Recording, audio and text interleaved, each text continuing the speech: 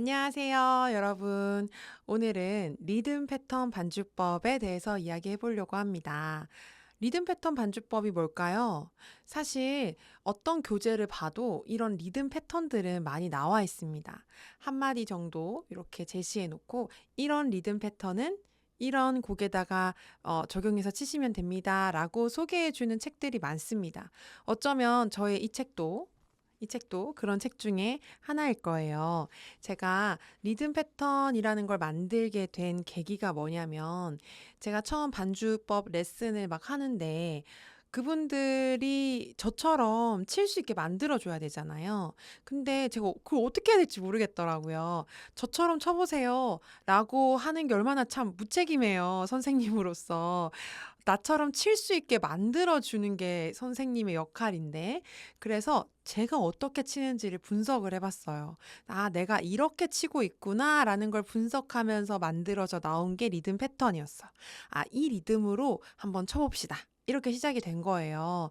자, 근데 뭐 저만 이렇게 하는 건 아닙니다. 그리고 리듬 패턴이라는 건 뭐 다양하게 만들 수 있는 거예요. 저도 하다 보니까 뭐 만들려면 계속 만들 수 있더라고요. 리듬 패턴이라는 게.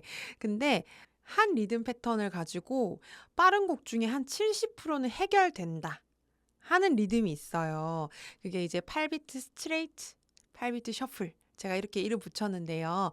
그런 리듬은 정말 많은 곡이 이 리듬 패턴 하나 가지고 해결이 돼요.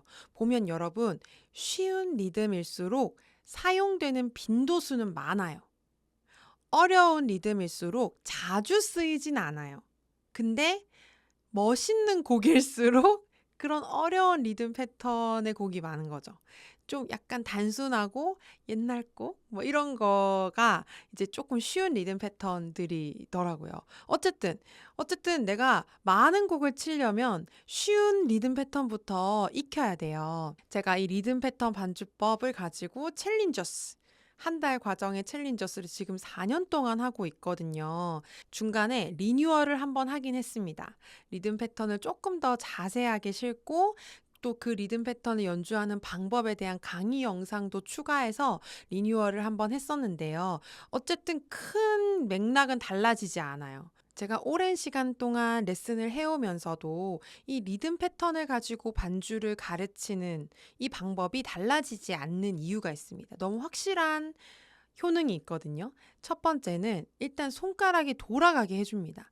이제 초보분들은 내가 코드는 좀 이론적으로 좀 배워가지고 뚱땅뚱땅 해보겠는데 막상 빠른 곡을 치려고 하면 손이 뭘 쳐야 될지를 모르겠잖아요. 언제 어떻게 쳐야 될지 아무런 감이 없단 말이에요. 그때 오른손을 간단하게 치더라도 코드를 간단하게 치더라도 왼손이 굴러가게 해주는 그 마법 같은 경험을 처음에 하게 돼요. 두 번째는 원래 반주를 좀 하셨던 분들도 내가 그냥 듣는 귀로 감으로 치셨던 분들 많잖아요.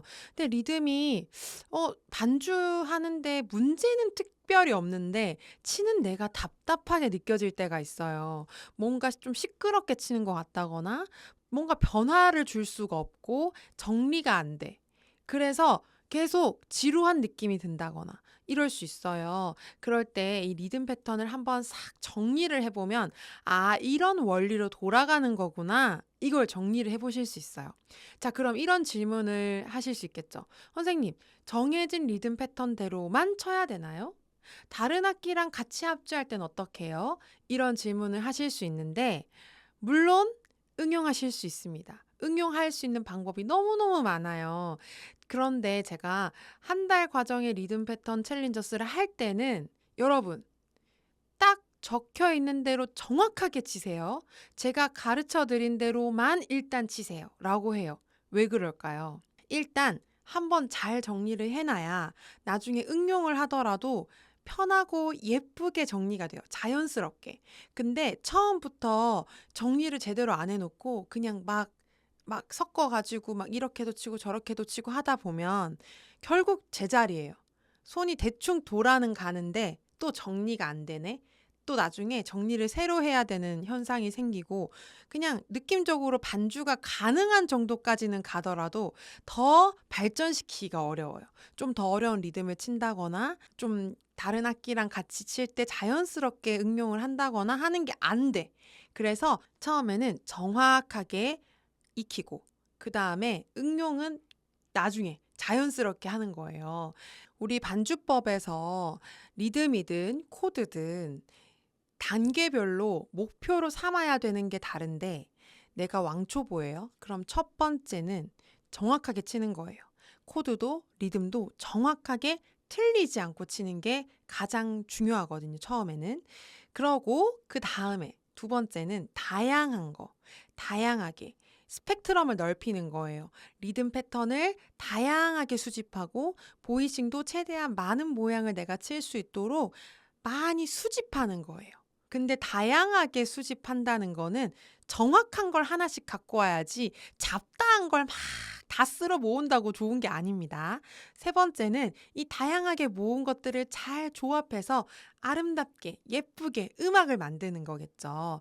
그러니까 밴드 합주를 간다. 그러면 3단계 정도가 될 거예요. 다양한 게 있으면 이 3단계에 가서 합주를 해보고 자주 반주를 해보면서 만들어져 가는 게 있어요. 그런데 또 요게 있어요. 마음가짐을 어떻게 가지느냐. 반주하시는 분들은 1단계, 그러니까 정확하게 치는 게 일단 돼요. 그러면 마음가짐을 안 틀려야지 보다 조금 나아가서 좀 다르게 쳐봐야지가 있어야 돼요. 저는 항상 아까 이렇게 쳤으니까 이번엔 다르게 쳐야지. 다음번엔 더 다르게 쳐봐야지. 그런 욕심이 항상 있었거든요. 1절과 2절이 같을 순 없어. 막 이런. 반주할 땐 그랬어요. 사성부 반주나 성가대 반주는 악보대로 그대로 치는 게 가장 좋습니다. 그런데 코드 반주를 할 때는 코드만 정해져 있잖아요. 그 가운데 내가 어떻게 다르게 칠 수 있을까 하고 자꾸 움직여보는 그 움직임 속에서 다양함과 예쁜 것으로 갈 수 있는 이 길이 생기거든요. 어쨌든 자, 이 책을 지금 갖고 계신 분들은 먼저 리듬 패턴을 익히셔야 됩니다. 보시면 8비트 스트레이트, 8비트 셔플, 보사노바, 16비트 이런 것들이 있어요. 이거를 연습할 수 있도록 제가 QR코드도 딱 이렇게 위에 해놨거든요. 그래서 여러분이 카메라로 딱 사진 찍듯이 갖다 대시면 밑에 링크가 뜰 거예요. 그러면 그걸 보시고 같이 틀어놓고 같이 연습을 해보는 거예요. 근데 제 손의 움직임이나 박자나 이런 것들을 유심히 보시면서 강약이라든지 이런 것들 살려주시면 좋겠어요. 자, 이 리듬 패턴을 제가 챌린저스를 오래 해보니까 또 문제가 하나가 있어요. 이 한마디, 이 두 마디의 리듬 패턴은 너무 잘하는데 이게 한 곡을 흘러가는 가운데 연결이 안 되고 자꾸 뚝뚝 끊어지는 거예요. 이걸 어떻게 해야 되지? 이것도 제 나름의 연구 주제였어요. 그래서 제가 만든 게 왼손 연결. 왼손을 연결하는 게 너무 중요하구나 라고 생각해서 제가 한번 쫙 종합해서 만든 영상이 있거든요. 왼손 연결법. 그것도 오른쪽 여기 위에 카드 띄워 놓을 테니까 여러분 그 영상 꼭 보시고 연습하셔서 왼손 연결될 수 있게 하셔야 돼요. 이거는 제가 레슨을 해봐도 하루아침에 되지는 않아요. 근데 끊임없이 계속 이거를 하려고 노력을 하셔야 되는데 지금 이 악보상에는 제가 쉼표로 표현을 해놓지 않았지만 왼손을 항상 네 번째 박을 칠 때, 오른손이 네 번째 박을 콩 칠 때 왼손이 떼는 버릇을 들여주셔야 돼요. 그래야 정작 마디가 넘어갈 때 연결이 잘 되거든요. 제가 지금 하는 말이 무슨 말인지 잘 모르시겠는 분들은 그 방금 띄워드린 그 영상을 꼭 꼼꼼하게 보셔야 돼요. 지금 보여드리면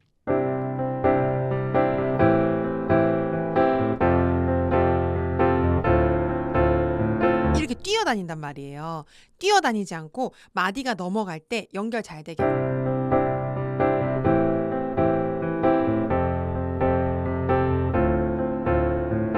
왼손 뛰어다니는 게 아니라 따단 따단 따단. 특별히 마디가 넘어갈 때. 마디가 넘어갈 때 연결을 잘해야 되는 거니까 내가 손 안 떼도 연결 잘 될 것 같은데 그런 상황에서도 자꾸 네 번째 박에서 왼손 떼는 걸 자꾸 버릇을 들여주세요. 하나 둘 셋 쿵 딱 손을 떼야 그 다음으로 어떻게 연결할지가 보여요. 쉽게 연결이 돼요. 하나 둘 셋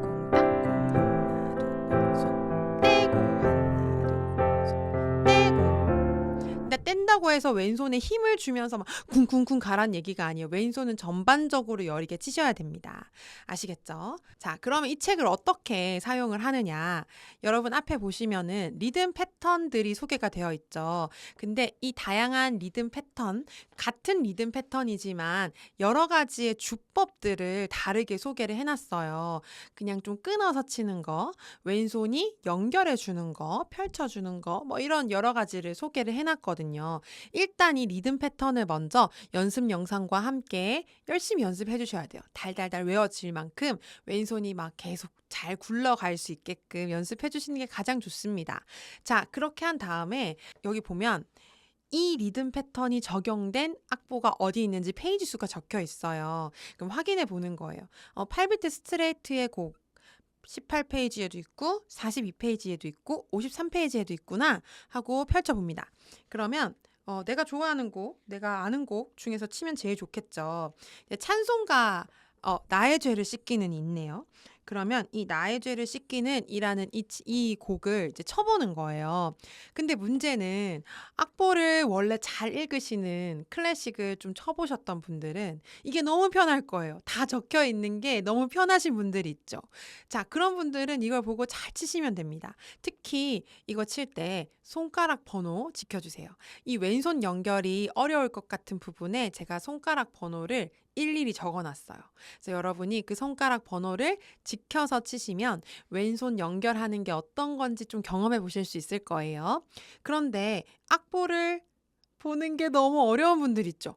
그런 분들에게는 이게 오히려 더 힘들 거예요. 그래서 이걸 악보를 읽느라고 막 어떻게 이렇게 되면은 이제 리듬 패턴 공부가 안 되고 이제 힘든 고행이 되겠죠. 그러면 이 책을 덮게 될 거예요. 그래서 그런 분들은 사실 길게 보면은 저는 이제 바이엘 체르니 이런 것도 연습을 해보셔라고 하거든요. 바이엘 체르니는 정말 좋은 교재예요, 여러분. 그래서 악보를 볼 수 없는 그 답답함이 있잖아요. 그런 분들은 길게 보고 내가 앞으로 10년, 20년 피아노 칠 거야 하시면 그냥 바이엘부터 차근차근 그냥 해보세요. 뭐 우리가 대회를 나갈 것도 아니고 그냥 내가 악보 보는 능력을 키워보려고 하는 거니까 그것도 꼭 한번 해보시고요. 그런데 지금 당장 이 리듬 패턴을 가지고 이 반주를 하고 싶어. 근데 이 악보는 내가 무슨 말인지 잘 모르겠어. 하시면요, 여러분 왼손의 흐름을 위주로 좀 보시면 돼요. 제가 오른손 보이싱도 조금 어렵게 그려놨어요. 왜냐하면 이왕 하는 거 보이싱도 같이 공부하면 좋으니까 보이싱을 조금 뭐 에드2나 마이너 7 같은 거 넣어서 예쁘게 이렇게 좀 편곡을 해놨거든요. 그래서 악보를 보기 편하신 분들은 적혀 있는 대로 쳐보시는 게 제일 좋은데 악보 보는 게 어려우신 분들은 악보대로 치려고 오른손 너무 노력하지 마시고 여기를 그냥 내가 아는 코드로 치세요. 코드만 보고 오른손은. 근데 왼손은 어떻게 흘러가는지 그 흐름만 보시면 좋겠어요. 리듬이 어떻게 굴러가는지 왼손이 요렇게 가는구나. 아, 요렇게 떼는 거구나. 이 손가락을 쓰면 되는구나. 이런 것들을 좀 보시면 되는데 이제 하나하나 제가 이거 연주한 영상이랑 같이 올려놨거든요. 그러니까 그거 보면서 악보를 쭉 따라가시면서 아, 이게 이런 느낌이구나 라는 걸 먼저 느껴보시고 내가 이 악보대로 똑같이 치지 못하더라도 아, 이런 느낌으로 적용이 되는 거구나. 방금 그 리듬 패턴이 이렇게 적용되는 거구나 라는 거를 캐치하시고 흐름을 보시고 네, 내가 따라할 수 있는 만큼 따라 해보시는 거예요. 그리고 또 하나는 똑같은 곡을요, 제가 여러 가지 패턴으로 편곡을 해봤어요. 예를 들면 여기 차례에 보면 나의 죄를 씻기는 이라는 이 찬송가 한 곡을 가지고 4가지 리듬으로 제가 편곡을 해놨거든요. 그러면 여러분이 이거를 들어보시고 또 쳐보시면서 아, 똑같은 노래인데 리듬 패턴을 다른 걸 쓰니까 장르가 달라지네. 이렇게 할 수 있네. 라는 걸 경험해 보실 수 있어요. 먼저 들어보세요. 들어보시면 이렇게 다른 거구나. 라는 거를 일단 느낌으로 느끼시고 내가 이걸 쳐볼 수 있으면 제일 좋겠죠. 그래서 이게 악보집이기 때문에 악보를 잘 보시는 분들은 이게 편하죠. 너무 좋아. 나는 코드만 보고 치는 거 너무 힘들고 오히려 이렇게 악보가 나와 있는 게 좋아 하시는 분들이 있어요. 그런 분들은 그냥 악보 보고 쳐보시면 됩니다. 쳐보는 건 좋아요. 근데 이거를 진짜 내 걸로 반주할 때 갖고 오시려면 분석을 해보고 전체적인 흐름을 좀 파악하셔야 돼요. 그냥 악보만 보고 달달달달 치는 거는 이 곡에만 적용이 되는 거예요. 그래서 리듬 패턴이 필요한 겁니다. 리듬 패턴을 제대로 연습한 다음에 해보셔야 돼요. 자, 그러면 이 악보집을 보고 치지 않아도 코드 멜로디 악보만 보고도 이 리듬 패턴을 적용해서 곡을 칠 수 있게 되는 거예요. 제가 원하는 게 사실 그런 거거든요. 한 가지 어떤 걸 배웠어. 이걸 적용해서 여러 가지 곡에 적용할 수 있는 그 능력. 그게 반주하는 사람에게 필요한 거거든요. 그 능력을 기르는 데 있어서 사람마다 이 책이 도움되는 부분이 다를 것 같기는 해요. 자, 이렇게 뭐 악보집을 보면서 보이싱 연습도 할 수 있고, 또 어떤 분은 왼손의 흐름을 보면서 리듬 패턴을 이렇게 적용하는 거구나라는 감을 잡으실 수 있는 분이 있고, 아, 이렇게 편곡하니까 예쁘네 하면서 그냥 악보를 쭉 쳐보면서 그냥 그 예쁜 느낌을 느껴보는 게 도움이 되시는 분들도 있을 텐데, 각자의 상황에 따라서 나에게 필요한 것들을 뽑아내셨으면 좋겠어요. 네, 잘 뽑아내셨으면 좋겠어요. 리듬 패턴을 먼저 익혀서 곡에 적용하기. 이 리듬 패턴이 어느 곡에 어울릴까? 이걸 찾는 게 또 공부거든요. 네, 근데 이 악보집에 나와 있는 곡들을 쳐보면서 노래 불러보면서 아, 이런 느낌이구나라는 걸 좀 경험을 해보고 나서 그 다음에 곡을 찾아보면 좀 더 쉽게 찾아집니다. 이 리듬 패턴으로 공부를 해보시고 독학을 하실 수 있는 분은 이 책만 가지고도 충분히 하실 수 있을 거라고 생각하고요. 근데 아무리 쳐도 내가 그 느낌이 안 나 하시는 분들이 있을 수 있어요. 그런 분들은 저랑 챌린저스에서 만나서 제가 피드백 해드리거든요. 아, 손가락을 이렇게 하셔야 되고 강약을 이렇게 쓰셔야 돼요. 손가락 번호가 그래요. 뭐 이런 그 잘못된 습관이나 이런 것들을 제가 또 잡아 드릴 거예요. 자, 리듬 패턴은 이제 왼손 위주의 리듬이잖아요. 근데 오른손으로 잡는 보이싱이 멋있어야 곡 전체가 멋있어져요. 리듬 패턴은 곡을 잘 굴러가게, 리드미컬하게 잘 굴러가게 해주는 거라면 보이싱이 멋있어야 곡이 예쁘다, 와 멋있다 이게 나와. 예, 그래서 리듬 패턴과 코드 보이싱이라는 이 양 날개가 같이 발전을 해야 돼요.